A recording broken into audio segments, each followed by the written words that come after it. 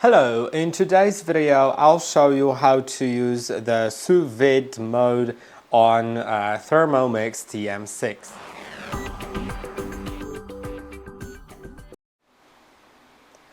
You can go to the right page where there are different modes and you'll find Sous Vide.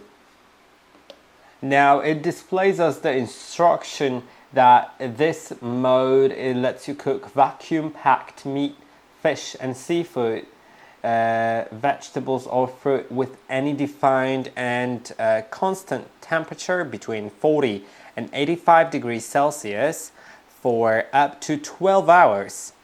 The result will be juicy, soft and tender. You can place the meat, fish, vegetables or even chocolate in a vacuum packed bag. Place the bag in the simmering basket, which is this one. It's this one right here. And then cover it with water. Now, in order to use it, you can select the time from like 1 minute.